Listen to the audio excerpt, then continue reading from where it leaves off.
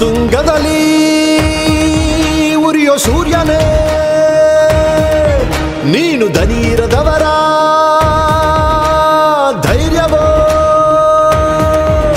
ಪ್ರಪಂಚದಲ್ಲೇ ಅತ್ಯಂತ ಮಹಾನ್ ವ್ಯಕ್ತಿ ಅಂದ್ರೆ ಡಾಕ್ಟರ್ BR ಅಂಬೇಡ್ಕರ್ ಸಾಹೇಬ್ ಅಂತ ಹೇಳಿದ್ರೆ ಯಾವ ಒಂದು ಡಾಕ್ಟರ್ BR ಅಂಬೇಡ್ಕರ್ ಸಾಹೇಬ್ ಹೇಳಿದ್ದು ಒಂದು ಶಿಕ್ಷಣ.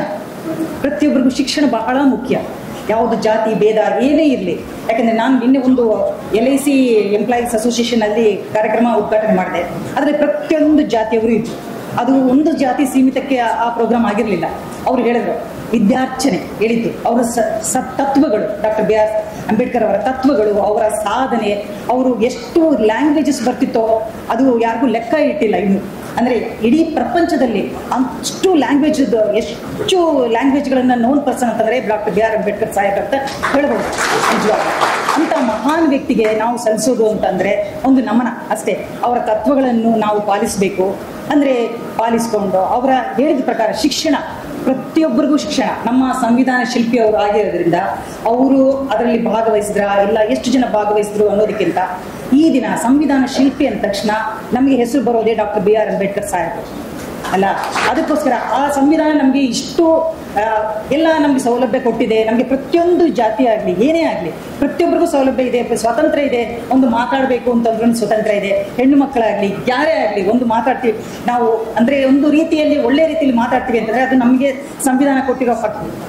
ಮತ್ತೆ ಇನ್ನೊಂದು ಮಾತು ಹೇಳ್ತೇನೆ ನಾನು, ಇಡೀ ಪ್ರಪಂಚದಲ್ಲಿ ನೆಮ್ಮದಿ ಬಾಳ್ವೆ ಮಾಡ್ತಾ ಇರೋದಂದ್ರೆ ನಮ್ಮ ಭಾರತ ದೇಶ ಅಂತ ಹೇಳಿದ್ರೆ ಮಾತ್ರ ತಪ್ಪಾಗಲಾರ್ದು. ಖಂಡಿತ ಈಗಿನ ಪರಿಸ್ಥಿತಿಯಲ್ಲಿ ಎಲ್ಲ ನೋಡ್ತಾ ಇದ್ದೀವಿ ನಾವು, ದಿನಕ್ಕೊಂದು ಸಮಸ್ಯೆ. ಅಂಥದ್ರಲ್ಲಿ ನಮ್ಮ ಭಾರತ ದೇಶ ಇಷ್ಟು ನೆಮ್ಮದಿಯಾಗಿ ನಾವೆಲ್ಲ ಇಷ್ಟು ನೆಮ್ಮದಿಯಾಗಿ ಜೀವನ ಸಾಗಿಸ್ತಾ ಇದ್ವಿ, ಸಂತೋಷವಾಗಿದ್ದೀವಿ. ಆದರೆ ಒಂದೋ ಎರಡೋ ಅದು ಒಂದು ಏನು ಅದರಲ್ಲಿ ಒಂಥರ ಅಂದರೆ ನಮಗೆ ನೆನೆಸ್ಕೊಳ್ಬಾರ್ದು. ಆ ಥರ ಪ್ರತಿಯೊಂದು ಇರುತ್ತೆ. ಎಲ್ಲ ಕಷ್ಟಪಟ್ಟಿರ್ತಾರೆ, ಕಷ್ಟಪಟ್ಟರೆ ಸುಖ, ಮತ್ತೆ ನಾವು ಕಷ್ಟಪಟ್ಟರೆ ನಮ್ಗೆ ಒಳ್ಳೇದು ಸಿಗೋದು, ಅದು ಸಿದ್ಧಾಂತ. ಕಷ್ಟಪಟ್ಟರೆ ಯಾರಿಗೂ ಯಾವುದು ಪೊಸಿಷನ್ ಸಿಗಲ್ಲ, ಏನಿಲ್ಲ. ಒಂದು ಸುಮ್ಮನೆ ಸೋಂಬೇರಿಯಾಗಿದ್ದ ವ್ಯಕ್ತಿಗೆ ಯಾವುದೇ ಒಂದು ಒಳ್ಳೆ ಪೊಸಿಷನ್ ಸಿಗೋದಿಲ್ಲ. ಯಾಕೆಂದರೆ ಕಷ್ಟಪಡಬೇಕು, ಜೀವನದಲ್ಲಿ ಕಷ್ಟಪಟ್ಟರೆ ಮುಂದೆ ಬರೋದಲ್ಲ, ಅದು ಒಂದು ಸಿದ್ಧಾಂತ. ಅದನ್ನ ಸಿದ್ಧಾಂತದ ಒಂದು ತತ್ವಗಳನ್ನು ಹೇಳ್ಕೊಟ್ಟವ್ರೆ ನಮ್ಮ ಡಾಕ್ಟರ್ BR ಅಂಬೇಡ್ಕರ್ ಸಾಹೇಬ್ ಅಂತ ಹೇಳಿದ್ರೆ ಮಾತ್ರ ತಪ್ಪಾಗ್ಲಾರ್ದು. ಆದ್ರಿಂದ ನಾನು ಹೇಳೋದು ಶಿಕ್ಷಣ ಬಹಳ ಮುಖ್ಯ. ತತ್ವ ಜ್ಞಾನ ಅವ್ರದ್ದು ಏನು ತತ್ವಗಳಿದೆಯೋ ಅದನ್ನ ಪಾಲಿಸೋಣ. ಅದನ್ನ ಪಾಲಿಸ್ತಾ ನಾವು ನಮ್ಮ ಈ ಸಮಾಜದಲ್ಲಿ ಯಾವ ರೀತಿ ನಾವು ಉತ್ತಮ ಪ್ರಜೆಯಾಗಿ ಬದುಕಬಹುದು ಅದನ್ನ ನಾವು ಆಲೋಚನೆ ಮಾಡಬೇಕು ಅಷ್ಟೇ. PhD ಪಡೆದಿರತಕ್ಕಂಥ ಮೊಟ್ಟ ಮೊದಲ ಭಾರತೀಯ ಬಾಬಾ ಸಾಹೇಬ್ ಅಂಬೇಡ್ಕರ್. ಸಮಾಜಶಾಸ್ತ್ರಜ್ಞರು, ನೀತಿಶಾಸ್ತ್ರಜ್ಞರು, ರಾಜನೀತಿ ಶಾಸ್ತ್ರಜ್ಞರು, ಸಂವಿಧಾನ ತಜ್ಞರು. ಬಹಳ ಆಶ್ಚರ್ಯ ಆಗುತ್ತೆ ನಮಗೆ. ಅವರು ಧರ್ಮಶಾಸ್ತ್ರಜ್ಞರು ಕೂಡ ಹೌದು. ಬಹಳ ಅದ್ಭುತವಾಗಿ ಈ ದೇಶದ ಶ್ರುತಿಗಳನ್ನ 18 ಪುರಾಣಗಳನ್ನ, ವೇದಗಳನ್ನ, ಆಗಮಗಳನ್ನ ತುಂಬಾ ಅದ್ಭುತವಾಗಿ ಬರೆದು ಅದ್ರ ಬಗ್ಗೆ ವಿಮರ್ಶೆಯನ್ನು ಕೂಡ ಬರೆದಿದ್ದಾರೆ. ದ ರಿಡಲ್ಸ್ ಆಫ್ ಹಿಂದೂಯಿಸಂ ಅಂತ ಒಂದು ಬುಕ್ ಇದೆ ಬಾಬಾ ಸಾಹೇಬ್ ಅದು. ಅದರಲ್ಲಿ ಓದಿದ್ರೆ ಪ್ರತಿ ಪೇಜ್ ಕೆಳಗೆ ಅವರು ಸಾಕ್ಷಿ ಸಮೇತ, ಪ್ರೂಫ್ ಸಮೇತ ಎಕ್ಸ್ಪ್ಲೇನ್ ಮಾಡ್ತಾ ಹೋಗ್ತಾರೆ. ಬಹಳ ಆಶ್ಚರ್ಯ ಅಂತ ಅನ್ಸುತ್ತೆ. ಸೊ ಹೀಗೆ ಬಾಬಾ ಸಾಹೇಬ್ ಅಂಬೇಡ್ಕರ್ ಅವರ ನಿಮಗೆ ವಾಲ್ಯೂಮ್ಗಳು, ಸಂಪುಟಗಳ ಬಗ್ಗೆ ತುಂಬಾ ಜನಕ್ಕೆ ಗೊತ್ತಿರುತ್ತೆ, ಓದಿರ್ತೀರಿ ಅಂತ ಅನ್ಕೊಂತಿದ್ದೀನಿ. ಅವರ 22 ವಾಲ್ಯೂಮ್ಗಳನ್ನ ಭಾರತ ಸರ್ಕಾರ, ಕರ್ನಾಟಕ ಸರ್ಕಾರ ಪ್ರಕಟಿಸಿದೆ. ಒಂದೊಂದು ವಾಲ್ಯೂಮ್ ಒಂದೊಂದು ಕೈಯಲ್ಲಿ ಇಟ್ಕೊಳಕ್ಕಾಗಲ್ಲ.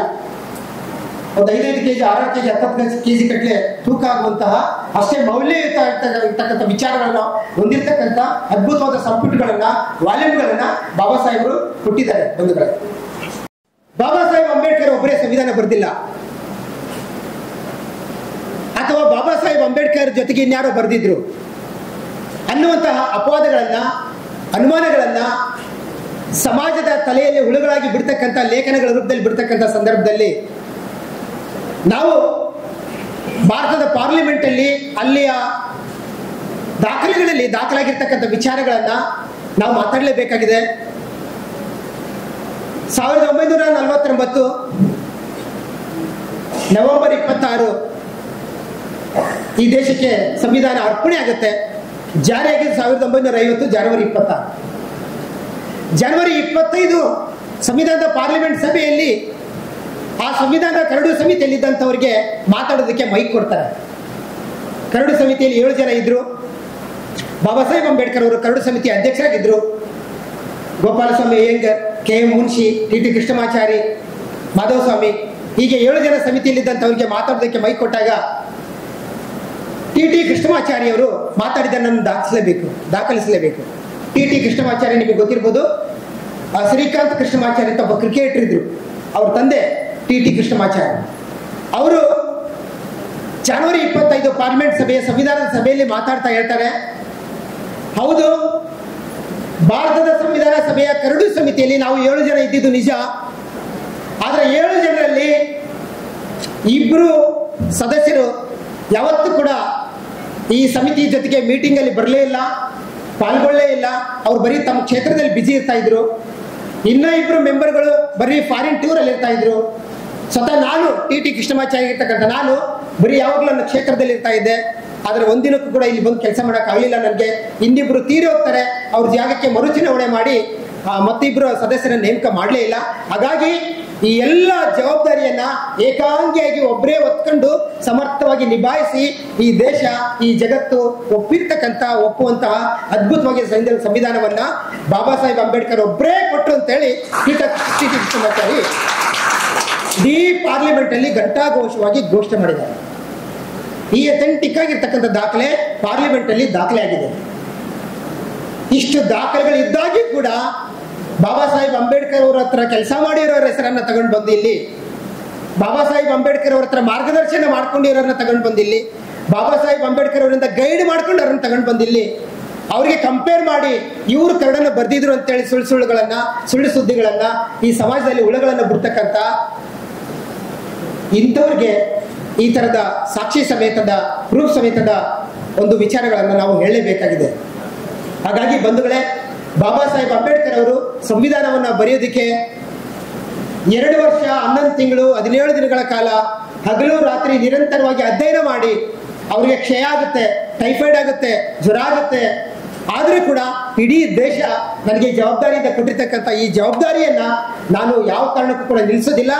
ನಾನು ಇದಕ್ಕೋಸ್ಕರ ಏನೇ ಕಳ್ಕೊಂಡ್ರೂ ಪರವಾಗಿಲ್ಲ, ನನ್ನ ಜವಾಬ್ದಾರಿನ ಸಮರ್ಥವಾಗಿ ನಿಭಾಯಿಸಿ ಈ ದೇಶಕ್ಕೆ ನಂದೇ ಆಗಿರ್ತಕ್ಕಂಥ ನನ್ನ ಕೊಡುಗೆ ನಾನು ಕೊಡಲೇಬೇಕು ಅಂತ ಹೇಳಿ ಅಪ್ಪಟ ದೇಶ ಪ್ರೇಮಿ ತರ ಕೆಲಸ ಮಾಡಿರ್ತಕ್ಕಂಥ ಬಾಬಾ ಸಾಹೇಬ್ ಅಂಬೇಡ್ಕರ್ ಅವರು ಇಡೀ ದೇಶ ಒಪ್ಪುವಂತಹ, ಇಡೀ ಜಗತ್ತು ಒಪ್ಪುವಂತಹ ಅದ್ಭುತವಾದ ಸಂವಿಧಾನವನ್ನ ಕೊಟ್ಟರು. ಬಂಧುಗಳೇ, ನಾನು ಏನ್ ಹೇಳಿಕೊಟ್ಟಿದ್ದೀನಿ ಅಂತಂದ್ರೆ, ಬಾಬಾ ಸಾಹೇಬ್ ಅಂಬೇಡ್ಕರ್ ಅವರು ಸಂವಿಧಾನವನ್ನು ಬರೀದೇ ಹೋಗಿದ್ರೆ ಇನ್ನೂ 20 ವರ್ಷ ಅದ್ಭುತವಾಗಿ ಬದುಕ್ತಾ ಇದ್ರು. ತಮ್ಮ 20 ವರ್ಷಗಳ ಆಯುಸ್ಸನ್ನ ಈ ದೇಶದ ಸಂವಿಧಾನವನ್ನು ಬರೆಯೋದಕ್ಕೆ ಅರ್ಪಣೆ ಮಾಡಿದ್ದಾರೆ. ಅವರ ಫ್ಯಾಮಿಲಿಗೆ ಆಗಿರ್ತಕ್ಕಂಥ ನಷ್ಟವನ್ನ, ಅವರ ಕುಟುಂಬಕ್ಕಾಗಿರ್ತಕ್ಕಂಥ ನಷ್ಟವನ್ನ ನಾವೇ ತುಂಬಿಕೊಡೋಕ್ಕಾಗೋದಿಲ್ಲ. ಆದ್ರೆ ಒಂದನ್ನು ಮಾತ್ರ ಮಾಡಬಹುದು, ಈ ತರದ ಜಯಂತಿಯ ಸಂದರ್ಭದಲ್ಲಿ ಕೆಲವು ಸಂದರ್ಭಗಳಲ್ಲಿ ಬಾಬಾ ಸಾಹೇಬರ ಈ ತ್ಯಾಗವನ್ನ, ಅವರ ಹೋರಾಟವನ್ನ, ಅವರ ಒಂದು ಕೆಲಸವನ್ನ ಪರಿಗಣಿಸ್ಬಿಟ್ಟು ನಾವೆಲ್ಲ ಮಾತಾಡ್ಕೊಂಡು ಅವರಿಗೆ ಮಾತಿನ ಮೂಲಕ ಗೌರವ ಸಲ್ಲಿಸೋದ್ರ ಮೂಲಕ ನಾವು ಒಂದಿಷ್ಟು ಏನಾದ್ರೂ ಮಾಡೋದು ಬಿಟ್ರೆ ಇನ್ನೇನು ಮಾಡೋಕ್ಕಾಗೋದಿಲ್ಲ. ಹಾಗಾಗಿ ಬಾಬಾ ಸಾಹೇಬ್ರನ್ನ ಜಾತಿ ಎನ್ನುವಂತಹ ಒಂದು ಚಸ್ಮವನ್ನು ತೆಗೆದಿಟ್ಟು ನೋಡ್ಬಿಟ್ರಂದ್ರೆ ಅದ್ಭುತವಾಗಿ ಕಾಣ್ತಾರೆ. ಅಂದಿನ ಈ ಸ್ವತಂತ್ರ ಪೂರ್ವ ಭಾರತದಲ್ಲಿ ಮೋಸ್ಟ್ಲಿ ಈ ಡಾಕ್ಟರ್ ಅಂಬೇಡ್ಕರ್ ಅಷ್ಟು ಡಿಗ್ರಿ ಪಡೆದಂತ ವ್ಯಕ್ತಿ ಇಂಡಿಯಾದಾಗಲ್ಲ, ಮೋಸ್ಟ್ಲಿ ಪ್ರಪಂಚದಾಗೂ ಇದ್ದಿಲ್ಲೇನೋ, ಅಷ್ಟೆಲ್ಲ ಬುದ್ಧಿವಂತ ವ್ಯಕ್ತಿ. ಬಟ್ ದುರಂತ ಅಂದ್ರೆ ಅವರ ಒಂದು ಮೇಧಾವಿತನಕ್ಕೆ ಸಿಗಬೇಕಾದ ಸ್ಥಾನಮಾನ ಅವರ ಮಣ್ಣಾಗವರಿಗೂ ಸಹ ಸಿಗಲಿಲ್ಲ ಅನ್ನೋದೇ ಒಂದು ದುಃಖಕರ ವಿಚಾರ. ಇವತ್ತು ಅವರಿಗೆ ಇಂಡಿಯಾದ ಬಗ್ಗೆ ಆಗಲಿ, ಇಲ್ಲಿಯ ಧರ್ಮಗಳ ಬಗ್ಗೆ ಆಗಲಿ, ವ್ಯಕ್ತಿಗಳ ಬಗ್ಗೆ ಆಗಲಿ, ರಾಜಕೀಯ ಇದ್ರ ಬಗ್ಗೆ ಆಗಲಿ ಕನ್ಫ್ಯೂಷನ್ ಇರಲಿಲ್ಲ, ಬಹಳ ಕ್ಲಾರಿಟಿ ಇತ್ತು. ಇವತ್ತು ಅವ್ರದ್ದು ಎಷ್ಟೋ ಹಿಂದಿನ ನಾವು ಬಹಳ ಜನ ಸಂವಿಧಾನದ ಒಂದಿನ ಮೇಲೇನೆ ಅವ್ರ ವ್ಯಕ್ತಿತ್ವನ ನಾವು ಹಳೆಯಕ್ಕೆ ಹೋದ್ರೆ ತಪ್ಪಾಗುತ್ತೆ. ಅವ್ರು ಬರೆದಿರ್ತಕ್ಕಂಥ ಇತರ ಗ್ರಂಥಗಳು ಓದಿದ್ರೆ ಅವ್ರಿಗೆ ಎಷ್ಟು ಕ್ಲಾರಿಟಿ ಇತ್ತು. ಒಂದು ಇಂಡಿಯಾದ ಬಗ್ಗೆ, ಇಂಡಿಯಾ ಏಳಿಗೆ ಬಗ್ಗೆ ಬಹಳ ಕ್ಲಾರಿಟಿ ಇತ್ತು. ಅಂದಿನ ಆಡಳಿತಗಾರರಿಗೆ ಇದ್ದಷ್ಟು ಕನ್ಫ್ಯೂಷನ್ ಅಂತ ಅವ್ರಿಗಿದ್ದಿಲ್ಲ. ಮೋಸ್ಟ್ಲಿ ಅಂದು ಏನಾದ್ರೂ ಅವರೇ ಸ್ವತಂತ್ರ ನಂತರ ಅವರೇ ಪ್ರಧಾನಮಂತ್ರಿ ಆಗಿದ್ರೆ ಬಹುಶಃ ನಮ್ಮ ಭಾರತ ಇವತ್ತೆಲ್ಲ ಇರ್ತಿತ್ತಂತ ನಾನು ಹೇಳಕ್ ಇಷ್ಟಪಡ್ತೀನಿ. ದುರಂತ ಏನಂದ್ರೆ ಅವ್ರಿಗೆ ಅವರ ಬರದ ಸಂವಿಧಾನದ ಮೂಲಕವೇ ಅವರು ಎಲೆಕ್ಷನ್ ನಿಂತಾಗ 2 ಸಲ ಸೋಲಿಸ್ಬಿಟ್ಟಿವಿ ನಾವು. ಅದೇ ದುರಂತ. ಅದಕ್ಕಿಂತ ಹೆಚ್ಚಿಗೆ ಈ ಡೆಮಾಕ್ರಸಿಯ ದುರಂತನ ಎಕ್ಸ್ಪ್ಲೈನ್ ಮಾಡಕ್ ಆಗಲ್ಲ. ಅಂದ್ರೆ ಎಲೆಕ್ಷನ್ ಫಸ್ಟ್ ಟೈಮ್ ಒಬ್ಬ ಹಾಲ್ ಮಾರೋ ವ್ಯಕ್ತಿ ನಿಲ್ಸಿ ಸೋಲಿಸ್ತಾರ ಅವ್ರ ವಿರುದ್ಧ. ಅದು ಬಹಳ ಟ್ರಾಜಿಡಿ ಅದು. ಬಟ್ ಏನಂದ್ರೆ ಇವತ್ತು ನಾನು ಲಾಸ್ಟ್ ಟೈಮ್ ಸಹಿತ ಇದೇ ಮಾತು ಹೇಳಿದ್ದೆ, ಈಗ ನಮ್ಮ ಸಾರ್ ಸಹಿತ ಹೇಳಿದ್ರು, ನಾವು ಅವ್ರನ್ನ ನೆನಪು ಮಾಡಿಕೊಳ್ಳೋದು ಬಿಟ್ರೆ ಬೇರೆ ಏನು ಮಾಡಕ್ ಆಗಲ್ಲ ಅಂತ. ನನ್ನ ಪ್ರಕಾರ ಅದು ತಪ್ಪು ಅಂತ ಹೇಳ್ತೀನಿ. ಇವತ್ತು ಒಬ್ರು ಒಂದು ಗೈಡ್ಲೈನ್ಸ್ ಬರ್ದಿಟ್ಟಿದ್ದಾರೆ. ಇವತ್ತು ಅಸಮಾನತೆ ಎಲ್ಲ ಹೇಳ್ತೀವಿ. ಇವತ್ತು ನಾವು ಅದನ್ನ ಇಂಪ್ಲಿಮೆಂಟ್ ಮಾಡಕ್ ನಾವು ಯಾರು ಪ್ರಯತ್ನ ಮಾಡ್ತಾ ಇಲ್ಲ. ಇವತ್ತು ನಾನು ಒಂದ್ಸಲ ಈ ಕೋಟೇಶ್ವರ ಸಾರು ನಾಗಮೋಹನ್ ದಾಸ್ ಸಾರ್ ಕರ್ಕೊಂಡು ಲಾ ಕಾಲೇಜಿಗೆ ಬಂದಿದ್ರು. ನಾನು ಆಡಳಿತ ಮಂಡಳಿಯಲ್ಲಿ ಇದ್ದೆ. ಅವತ್ತು ನಾನು ನಾಗಮೋಹನ್ ದಾಸ್ ಸಾರ್ ಕೇಳಿದೆ, ಸರ್ ಇವತ್ತು OBC ಅವ್ರಿಗೆ ಕ್ರಿಮಿ ಲೇಯರ್ ಇದೆ. ಆ ಕ್ರಿಮಿ ಲೇಯರ್ ಈ SC ST ಇವ್ರಿಗೆ ಯಾಕೆ ನೀವು ಕ್ರಿಮಿ ಲೇಯರ್ ತರಲ್ಲ? ಕ್ರಿಮಿ ಲೇಯರ್ ತಂದ್ರೆ ಅಲ್ಲಿ ಆಲ್ರೆಡಿ ಫಲಾನುಭವಿ ಇರ್ತಾನ, ತಾತ ಮುತ್ತಾತ ಫಲಾನುಭವಿ, ತಾತ ಫಲಾನುಭವಿ, ಅಪ್ಪ ಫಲಾನುಭವಿ, ಮಗ ಫಲಾನುಭವಿ, ಮತ್ತೆ ಮುಂದೆ ಮೊಮ್ಮಗನು ಫಲಾನುಭವಿ. ಉಂಡವ್ರಿಗೆ ಎಷ್ಟು ದಿನ ಉಣಿಸ್ತಾರೆ ನೀವು? ಉಪವಾಸ ಇದ್ದನ್ನ 80-90% ಜನ ಹೊರಗಡೆ ಇದ್ದಾರೆ ಅದೇ ಸಮುದಾಯದಲ್ಲಿ. ಅವ್ರನ್ನ ಯಾರು ನೋಡ್ತಾ ಇಲ್ಲ, ಬರೇ ಉಂಡರ್ನೇ ಉಣಿಸ್ತಾ ಹೋಗ್ತಾ ಇದ್ದಾರೆ. ಅವ್ರಿಗೆ ಅಜೀರ್ಣ ಆಗಷ್ಟು ಉಂಡು ಬಿಟ್ಟಿದ್ದಾರೆ ಆಲ್ರೆಡಿ. ಅಂಬೇಡ್ಕರ್ ವರ್ಣಾಶ್ರಮ ತೆಗಿಬೇಕು ಅಂತ ಹೇಳಿದ್ರು. 4 ಆಶ್ರಮ ಇದ್ರೆ ತೆಗೆದ್ರು. ಅದೇನಾಯ್ತು? ಇವತ್ತು A grade officer, B grade officer, C grade officer, D grade officer convert ಆಗಿದೆ ಅಷ್ಟೇ ಹೊರತು ಅದು ಹೋಗಿಲ್ಲ. ಇವತ್ತು ಅದೇ ಮೀಸಲಾತಿ ಆಧಾರದ ಮೇಲೆ A ಗ್ರೇಡ್ ಆಫೀಸರ್ ಆದಂತವ್ರು ಎಷ್ಟು ಜನ D ಗ್ರೇಡ್ ಆಫೀಸರ್ಗಳು ಅದೇ ಜಾತಿ ಜನ ಜೊತೆ ಕುದುರ್ಸ್ಕೊಂಡು ಊಟ ಮಾಡ್ತಾರೆ ಹೇಳ್ರಿ? ಇವತ್ತು ಒಳಗೆ ಕರ್ಕೋತಾರ, ಅವ್ರ ಮಕ್ಕಳನ್ನ ಅವ್ರ ಜೊತೆಗೆ ಆಡಕ್ ಕಳಿಸ್ತಾರ. ದಲಿತರಲ್ಲಿಯೇ ಮತ್ತೆ ಶ್ರೀಮಂತ ದಲಿತರು, ಮತ್ತೆ ಆರ್ಡಿನರಿ ದಲಿತರು, ಮತ್ತೆ ಎಲ್ಲರೂ ಮತ್ತೆ ಈ ರೀತಿ ಬೈಫರ್ಗೇಟ್ ಆಗಿ ಇವತ್ತು ನಾನು ಹುಟ್ಟಿದಾಗಲಿದ್ದ ನನಗೆ 52 ವರ್ಷ. ನಾನು ನಮ್ಮೂರಲ್ಲಿ ನೋಡಿದ್ದ ಇವತ್ತು ಎಲ್ಲಿದ್ದಾರೆ ಅಲ್ಲೇ ಇದ್ದಾರೆ. ಆಡ್ಲಿ ಒಂದು 4-5 ಜನ ಅದ್ರ ಬೆನಿಫಿಟ್ ತಗೊಂಡು ಬಹಳ ಮುಂದೆ ಹೋಗಿಲ್ಲ. ಒಂದು ಲೈಫ್ ಲೀಡ್ ಮಾಡೋಷ್ಟು ಮಾತ್ರ ಮುಂದೆ ಹೋಗಿದ್ದಾರೆ ಹೊರತು ಅದ್ರ ಬೆನಿಫಿಟ್ ಎಷ್ಟು ಜನಕ್ಕೆ ಸಿಕ್ಕಿತ್ತು ಇವತ್ತಿಗೆ? ಅಲ್ಲಿ ನಮ್ಮ ಜಯರಾಮ್ ಸರ್ ಕೈ ಮುಗಿತಾ ಇದ್ದಾರೆ, ಮುಗಿಸಂತ ನಾವೇನು ಅರ್ಥ ಆಗ್ತಾ ಇಲ್ಲ. ದಯವಿಟ್ಟು ನೀವು ಇದಕ್ಕೆ ಹೋರಾಟ ಮಾಡಿ ಒಂದು ಬೆನಿಫಿಷಿಯರಿ ಫ್ಯಾಮಿಲಿ ಒಂದು ಬೆನಿಫಿಟ್ ತಗೊಂಡಂದ್ಮೇಲೆ ಅವ್ರನ್ನ ಹೊರಗಿಡ್ಬೇಕು.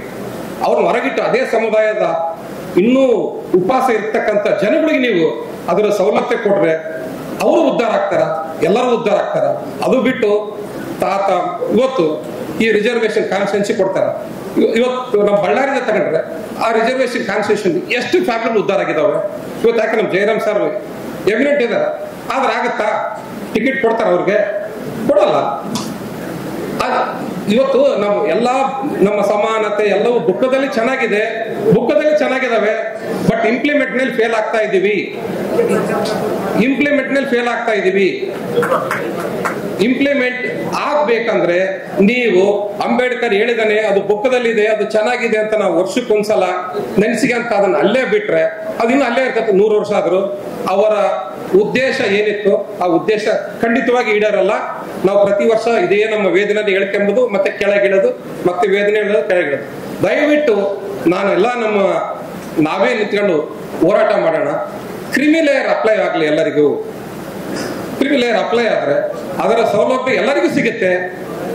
ಜೊತೆಗೆ ಒಂದು ಅಂತ ಮಹಾನ್ ವ್ಯಕ್ತಿ ಡಿಸೆಂಬರ್ 6, 1956 ತೀರ್ಕೊಂಡ್ರು. ಆಕ್ಚುಲಿ ಅವ್ರಿಗೆ ಭಾರತ ರತ್ನ ಅವ್ರ ಲೈಫ್ ಟೈಮ್ನಾಗಲೇ ಕೊಡ್ಬೇಕಾಗಿತ್ತು ಅವರ ಒಂದು ಸಾಧನೆಗಳಿಗೆ. ದುರಂತ 1990 ಕಾಯ್ಬೇಕಾಯ್ತು ಅವರು ಭಾರತ ರತ್ನ ಕೊಡ್ಲಿಕ್ಕೆ. ಈ ಒಂದು ವ್ಯವಸ್ಥೆ ಹೆಂಗ ಸಿಸ್ಟಮೆಟಿಕ್ ಆಗಿ ಅವ್ರನ್ನ ತುಳಿಬೇಕಾಗಿತ್ತು ಆ ರೀತಿ ತುಳು ಬಿಸಾಕ್ಬಿಡಿತು. ಅಟ್ಲೀಸ್ಟ್ ಅವ್ರ ಚಿಂತನೆಗಳು ಸಹಿತ ನಾವೆಲ್ಲರೂ ಸೇರಿ ತುಳಿಯೋದು ಬೇಡ, ಅದನ್ನ ಇಂಪ್ಲಿಮೆಂಟ್ ಮಾಡಕ ನಾವೆಲ್ಲ ಹೋರಾಡೋಣ ಅಂತೇಳಿ ನಾನು ಈ 4 ಮಾತುಗಳನ್ನು ನಿಲ್ಲಿಸ್ತೇನೆ. ಈ ಸಂವಿಧಾನ ಶಿಲ್ಪಿ ಬಾಬಾ ಸಾಹೇಬ್ ಅಂಬೇಡ್ಕರ್ ಅವರ 133ನೇ ಜಯಂತಿಯನ್ನ ಏಪ್ರಿಲ್ 14 ನಿನ್ನೆ ದಿನ ನಾವು ಮಾಡಬೇಕಾಗಿತ್ತು. ಅದನ್ನ ಈ ಹೊಸ ಕಟ್ಟಡದಲ್ಲಿ ತುಂಬಾ ಇವತ್ತಿನ ಪರಿಸ್ಥಿತಿಯಲ್ಲಿ ತುಂಬಾ ಅದ್ದೂರಿಯಾಗಿ ಅರ್ಥಗರ್ಭಿತವಾಗಿ ಮಾಡ್ಬೇಕಂತ ಹೇಳಿ ನಾವು ವಿಚಾರ ಮಾಡಿ ಈ ದಿನ ನಾವು ಈ 133ನೇ ಅಂಬೇಡ್ಕರ್ ಅವರ ಜಯಂತಿಯನ್ನು ಆಚರಿಸ್ತಾ ಇದ್ದೀವಿ. ಅದೇ ರೀತಿಯಾಗಿ ಇದರಲ್ಲಿ ಈ ಕಾರ್ಯಕ್ರಮಕ್ಕೆ ಈ ಸಂಪನ್ಮೂಲ ವ್ಯಕ್ತಿಯಾಗಿ ಬಂದಿರುವ ರಮೇಶ್ ಅವರು ತುಂಬಾ ಅರ್ಥಗರ್ಭಿತವಾಗಿ ಮಾತನಾಡಿದ್ದಾರೆ ಮತ್ತು ನಮ್ಮ ಪ್ರಧಾನ ಜಿಲ್ಲಾ ನ್ಯಾಯಾಧೀಶರು ಕೂಡ ಈ ಕಾರ್ಯಕ್ರಮ ಕುರಿತು ಚೆನ್ನಾಗಿ ಅರ್ಥಗರ್ಭಿತವಾಗಿ ಮಾತನಾಡಿದ್ದಾರೆ. ನಾನು ಹೇಳೋದಿಷ್ಟೇ, ಅಂಬೇಡ್ಕರ್ ಅವರು ಅನುಭವಿಸಿದಂತ ಕಷ್ಟ ಅವಮಾನಗಳನ್ನ ಯಾರು ಅನುಭವಿಸಿರ್ಲಿಕ್ಕಿಲ್ಲ ಅಂತ ನನ್ನ ಇದೆ. ತಮ್ಗೆಲ್ಲರಿಗೆ ತಾವು ಪುಸ್ತಕದಲ್ಲಿ ಓದಿದ್ದೀರಿ ಮತ್ತು ಕೇಳಿದ್ದೀರಿ. ಅಂತ ಒಬ್ಬ ವ್ಯಕ್ತಿ ತಮ್ಮ ವೈಯಕ್ತಿಕವಾಗಿ ಹೋರಾಟ ಮಾಡಲಾರ್ದು ಇಡೀ ನಮ್ಮ ಭಾರತ ದೇಶದ ಪ್ರತಿಯೊಬ್ಬ ನಾಗರಿಕರಿಗೆ ಬೇಕಾಗುವಂತ ಹಕ್ಕುಗಳಿಗೆ ಹೋರಾಟ ಮಾಡಿ ನಮ್ಮ ದೇಶಕ್ಕೆ ಇಡೀ ವಿಶ್ವವೇ ನಮ್ಮ ದೇಶದ ಕಡೆ ತಿರುಗಿ ನೋಡುವಂತ ಒಂದು ಶ್ರೇಷ್ಠವಾದ ಸಂವಿಧಾನವನ್ನು ನಮ್ಮ ದೇಶಕ್ಕೆ ಅರ್ಪಿಸಿದ್ದಾರೆ. ಬಳ್ಳಾರಿಯ ನಿರಂತರ ಸುದ್ದಿಗಾಗಿ ಬಳ್ಳಾರಿ ಬೆಳಗಾಯಿತು ಚಾನೆಲ್ನ ಸಬ್ಸ್ಕ್ರೈಬ್ ಮಾಡಿ ಹಾಗೂ ಬೆಲ್ ಐಕಾನ್ ಒತ್ತಿ.